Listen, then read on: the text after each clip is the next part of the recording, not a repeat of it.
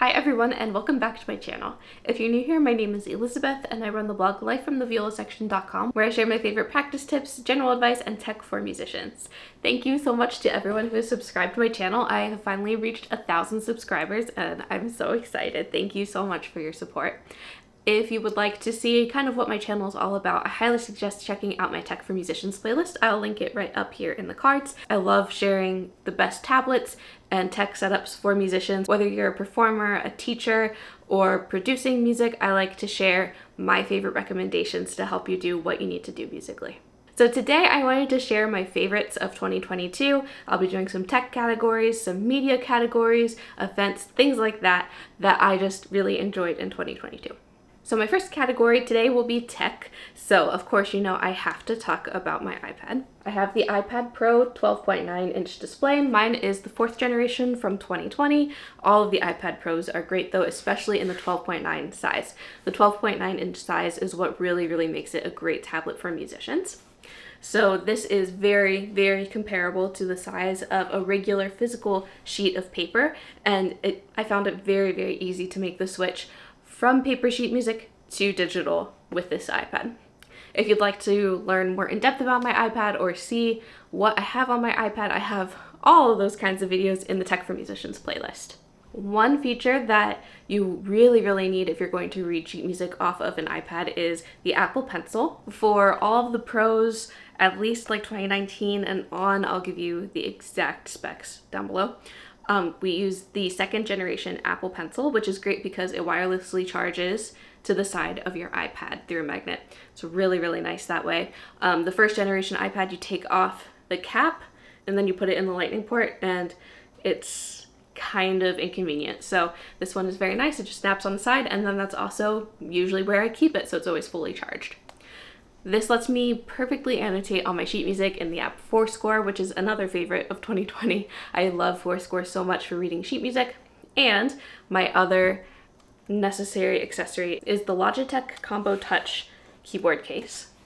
So we have a full keyboard and trackpad so that it's set up somewhat like a laptop. And then there's a kickstand that comes out so that it will sit very nicely. So this attaches to the iPad via the little magnetic connector that's on the back of your iPad.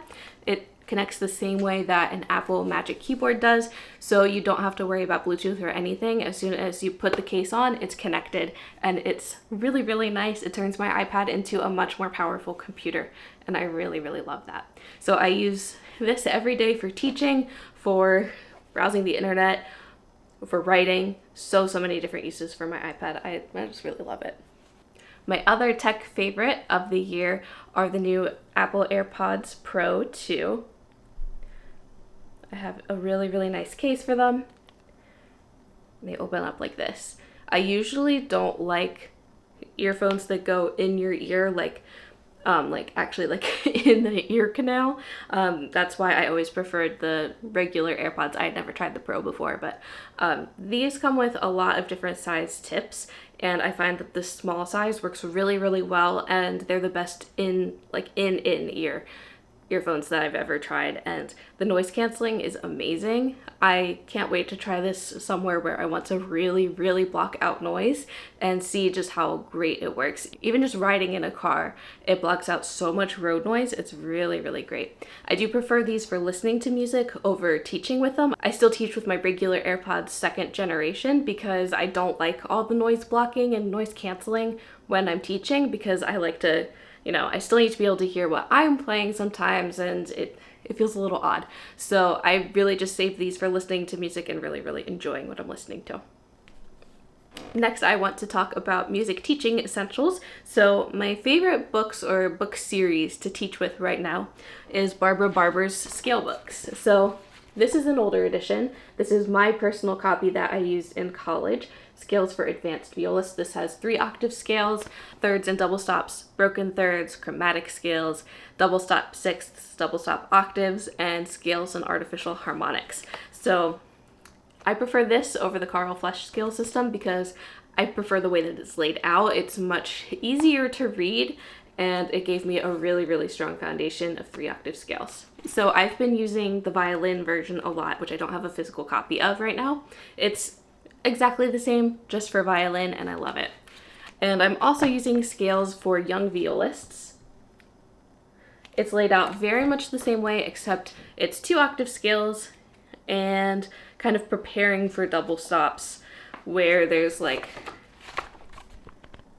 a little intro, playing the notes separately, and then together as double stops. So it's a great way to introduce these concepts before doing lots and lots of shifting and all the difficult things that come with 3-octave scales. So I really, really love these 2 books for teaching for both violin and viola. They're awesome. My other favorite for music teaching is my stand and the accessories that go along with my stand. So let's go over to my music studio and I'll show you everything over there. So this is my studio music stand. If you've seen a lot of my videos, you probably know all about it because I talk about it a lot. But I decided to get a painted music stand for my own music teaching studio because I just think they're pretty and it's a pop of fun color, and it's one of my brand colors anyway, so it really, really ties in. But I decided to put motivational stickers all over it because I think that that's just a nice message to send to students so that they don't feel too super nervous when they come in, so that they feel supported. And you know, I always get so many stickers and then I can never decide where to put them. So now I've actually got somewhere to put them. And then attached to the music stand, I have a little tray. This is from Daddario, and I believe it's called a Gliere tray. It uses what they call the universal holder or adapter to attach. I think it's technically for a mic stand, but it works perfectly on my music stand. So I put a tuner, pencil, rosin, other little accessories there, and it's easy for students to reach everything and see where everything is. And it's just a great little catch-all area for my music stand. Those are 2 awesome, awesome studio favorites. I also really got back into using a paper planner again this year, and it's been really, really helpful to help me keep track of all my to-do lists and everything, and some schedule changes. I mostly keep my actual schedule in Google Calendars on my phone so that I get notifications and I can easily pull that up and look at it, which is why I moved away from a physical planner, because like I put everything in my calendar and then I use Trello as a to-do list, and I still really like Trello to organize things into like what I need to do right now versus like things I want to do in the next couple of weeks. But this is really, really nice because every day I can make my own to-do list, can write special things that are going on, and really, really just keep track of everything. And I leave it usually right there on my desk, so that if I'm teaching someone right here and I say, oh, I need to arrange this song for this person, or I need to send them a copy of this PDF, I just write it down and then I actually do it. So that has been very, very helpful to me. And I always get these day designer planners from Target. I've just always really, really liked those. I like the to-do list areas and the way that they're laid out. Next, let's talk about books and other personal media favorites of the year. So these are 2 of my favorite books that I read, one fiction, one nonfiction. So my favorite fiction book that I read this year is The 7 Husbands of Evelyn Hugo. It's really, really popular over on Book Talk and on Instagram and everywhere because it's so, so well written. So this follows Evelyn Hugo, a very famous Hollywood actress whose career spanned from probably the 40s to the 80s, and it takes place in present day. And she specifically requested this up-and-coming journalist to interview her, and she has a very specific reason why, but you won't find out till the end. It's so, so good and captivating, and the characters are all so three-dimensional and flawed, but lovable, and it's so, so good. I really, really enjoyed this book. And then my favorite nonfiction book I actually just read. I finished it like New Year's Eve, but I really, really liked this. I've read most of the original Little Book of Huga by the same author, but this one is really, really nice. It's kind of more of a coffee table book because it has these beautiful pictures on each spread of pages, but it just has all of these tips for making your home really, really cozy. And I think that this is also a great guide to make your music studio or practice space nice and cozy so that you really, really enjoy your time there and just feel good when you're in it. Next, let's talk about my favorite movie that I watched in 2022. Towards the end of the year, I finally watched the original Knives Out movie, and that was so good. I really enjoyed it. There were so many twists and turns, and I kind of guessed the ending, but like I had different theories of how it was going to work itself out, but it was so interesting. I loved the mystery of it. My favorite song that came out this year was probably As It Was by Harry Styles. It's my most listened to song of the year. I listened to it 84 times. But of course I love Taylor Swift's Midnight's album. My partner Harry is over in the corner of the room and he's just like, not Taylor Swift? I don't know. I also love Maroon from the Midnight's album. But As It Was my most listened to song in 2022. So I feel like that's probably my favorite like single song that came out in 2022. But as an album, Midnight's, the 3 a.m. edition, is my favorite album that came out in 2022. But As It Was is such a good song. I love it so much. Next, Pacho has walked over. So if you haven't met my cat yet, his name is Gazpacho, and he's very cute. We got him in July right after we moved, and he's just the best little guy ever. So there he is. He's definitely a favorite from this year, and a favorite forever, of course. What else do I have to talk about?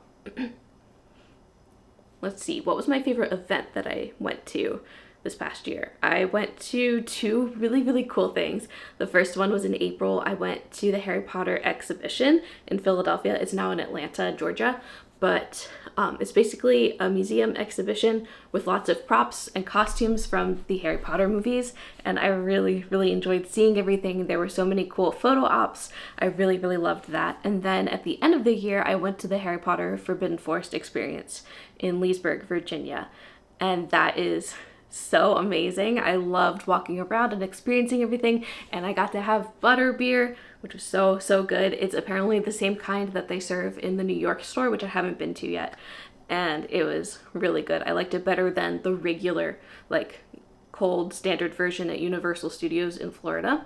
It was less soda and more just flavorful. It was more complex. I don't know. It was really good. So that's a basic overview of things that I've really loved in this last year. I hope you check some of these things out and let me know what you've enjoyed, whether it's favorite music or favorite books, anything. I want to know what you're loving right now. Thank you so much again to everyone who's subscribed to my channel. I'm so excited to have 1,000 subscribers now, and I'm so excited to see what videos I'm able to make in the future. And please tell me what videos you would like to see also, because I want to be sure that I make content that you really enjoy. Thank you for watching. If you liked it, please give it a thumbs up and subscribe to my channel. I post new videos every Sunday at noon Eastern Time. Thanks for watching.